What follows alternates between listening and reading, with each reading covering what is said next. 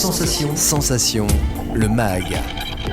Bonjour à tous, bienvenue sur Sensation en association avec TV78. Face à l'inflation, les entreprises et les collectivités doivent changer leur mode de fonctionnement.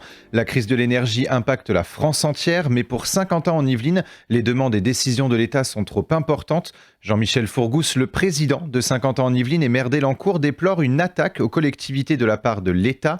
Quelles sont les conséquences de l'inflation sur les communes de Saint-Quentin en Yvelines? Jean-Michel Fourgousse. Le gouvernement qui est là avec un budget loi de finances 2023 qui commence à aller pénaliser les collectivités locales qui, elles, participent à l'enrichissement du pays, participent à la qualité de vie. Nous, on s'occupe des crèches, on s'occupe des écoles, on s'occupe des piscines, des théâtres, des routes, des seniors, même de la police municipale. Bon, vous imaginez ce que c'est que d'aller directement, et déjà on a subi des baisses de moyens, on subit aussi les hausses, bien sûr, hors normes de l'énergie, et l'État se dit, tiens, on va s'en prendre aux collectivités, on va déclarer qu'ils ont des réserves. Déjà, c'est extraordinaire. On n'a pas de réserve. Simplement que les investissements qu'on n'a pas fait sous le Covid, bien sûr, on les a mis en réserve, mais on va les faire. On est en train de les faire. Qu'est-ce que ça veut dire d'annoncer ça? Déjà, c'est pas très loyal de faire ça. On a besoin de travailler en confiance. On a une crise majeure devant nous. Et il faut bien sûr être transparent et pas jouer. Voilà. Donc ça affecte beaucoup les collectivités, qu'on leur parle d'enlever telle recette, de la compenser par une autre recette qui n'est pas fiable, qui n'a pas la même stabilité en tout cas. Donc c'est vrai que les maires, les 12 maires qui se sont réunis bien sûr tout à l'heure, sont inquiets et en plus ne peuvent plus préparer leur budget, ne peuvent plus engager de la même façon un investissement. Donc ça veut dire qu'ils vont ralentir l'investissement. Les collectivités locales sont le premier investisseur en France. 70% de l'investissement, c'est les collectivités locales. Donc, et l'emploi qui va avec. Donc on va ralentir ou bloquer ou ne pas faire les investissements prévus. Ne pas construire les logements prévus, ne pas, bien sûr, construire les équipements prévus.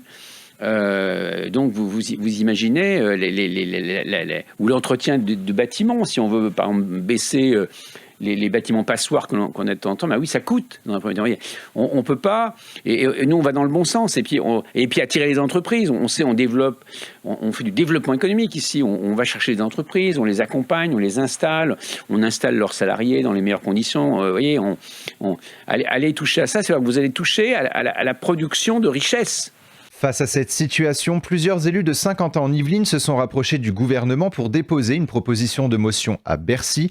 Pour Jean-Michel Fourgousse, la mobilisation des maires des Yvelines, mais aussi de la France entière, va devenir de plus en plus importante dans les semaines et les mois à venir. Là, on se sent incompris et abandonné, parce que ça sort un peu dans tous les sens. Bien sûr, de toute façon, il y a 9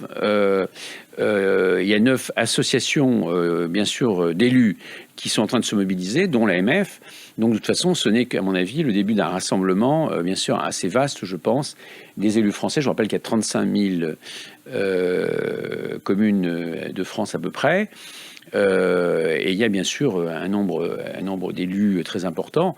Et c'est un tissu qui va bien sûr s'exprimer, parce qu'on ne peut pas laisser mettre en grave difficulté. C'est pas l'intérêt de nos concitoyens, parce qu'ils vont réagir aussi. En plus, on a de l'audience sur eux. En plus, nous, on a quand même une légitimité. Encore pour 4 ans, on n'a pas d'élection. Je veux vous dire que la mobilisation, bien sûr, va être importante. Le 27 septembre 2022, plusieurs élus de l'agglomération ont été reçus par le cabinet de Gabriel Attal, le ministre de l'Action et des Comptes publics. Parmi eux, Jean-Michel Fourgousse, le président de Saint-Quentin en Yvelines, mais aussi Thierry Michel, vice-président de Saint-Quentin en Yvelines, délégué aux finances et aux ressources humaines, et Philippe Guiguen, maire des Clés-sous-Bois, qui nous en dit un peu plus sur les objectifs de cette rencontre. L'objectif de notre rencontre était de faire prendre conscience à l'État au gouvernement de la situation dramatique dans laquelle se trouvait un certain nombre de communes aujourd'hui, avec d'une part les conséquences de la crise, avec tout ce qui est augmentation du coût d'énergie. Si je prends un exemple pour ma commune d'Éclès-sous-Bois, c'est plus 800 000 euros. Aussi les conséquences d'un certain nombre de décisions qui ont été prises par l'État sans compensation pour les communes. Par exemple, toutes les augmentations de salaire de l'ensemble de la fonction publique, ce dont je me réjouis pour le personnel. Par contre, l'État, lui, il compense au niveau de son budget en augmentant le déficit. Par contre, nous, dans les communes, nous n'avons aucune recette supplémentaire.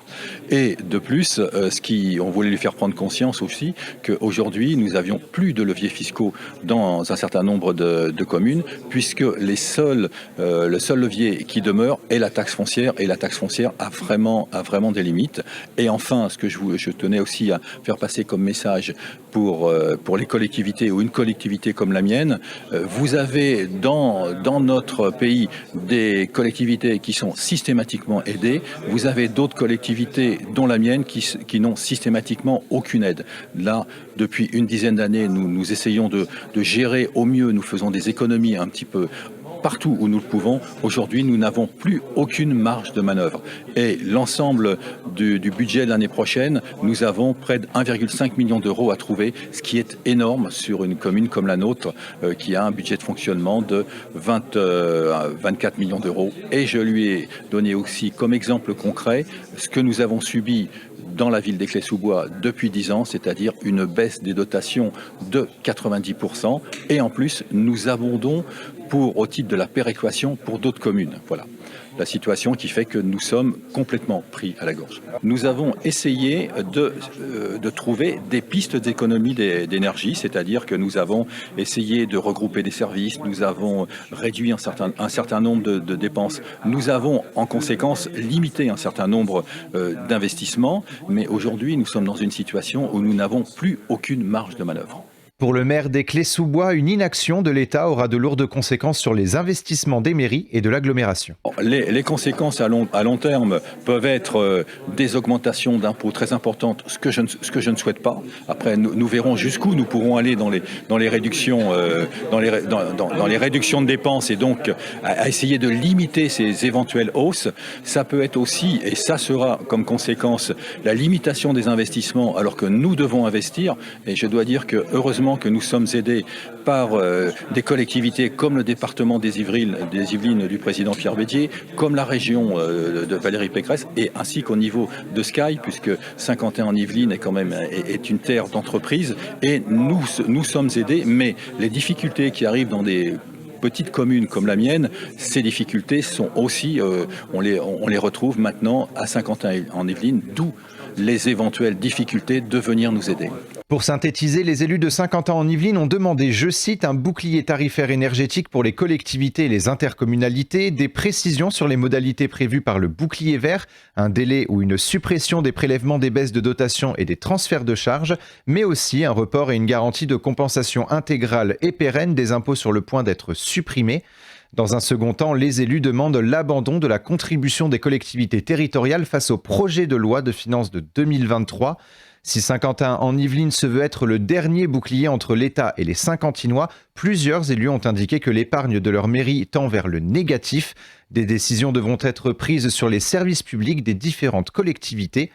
Des décisions qui impacteront d'ailleurs le quotidien des Saint-Quentinois. On écoute Laura Merkert, conseiller communautaire délégué à l'urbanisme et à l'aménagement du territoire et maire de Montigny-le-Bretonneux. Nous voyons se profiler devant nous une situation absolument impossible pour les collectivités.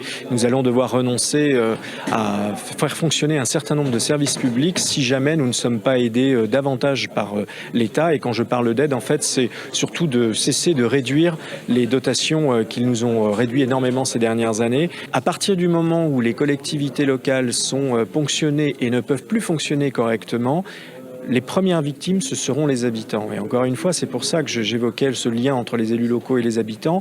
Et c'est pour ça que nous alertons l'État. C'est parce que les premières victimes, ce sont, au travers des collectivités, ce seront les habitants qui ne bénéficieront plus de services. Et quand on parle de services, ce n'est pas du luxe. C'est la place en crèche, c'est la garderie des enfants après l'école, c'est l'école. Ce sont des services qui sont indispensables pour que le pays puisse tourner. C'est aussi tout ce que nous investissons. Nous sommes le premier investisseur en termes de travaux, de commandes sur le territoire territoire national. Si nous ne pouvons plus exercer cela, eh bien, ce sont des pans de l'économie qui vont se retrouver fragilisés et ce sont des citoyens qui ne pourront plus travailler de bonne façon parce que les services dont ils ont besoin ne seront plus assurés au quotidien.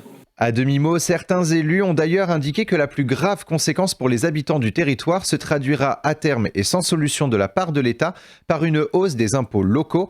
C'est la fin de cette édition. Merci de nous avoir suivis et pour revoir ou réécouter cette émission, rendez-vous sur notre site et notre application Radio Sensation.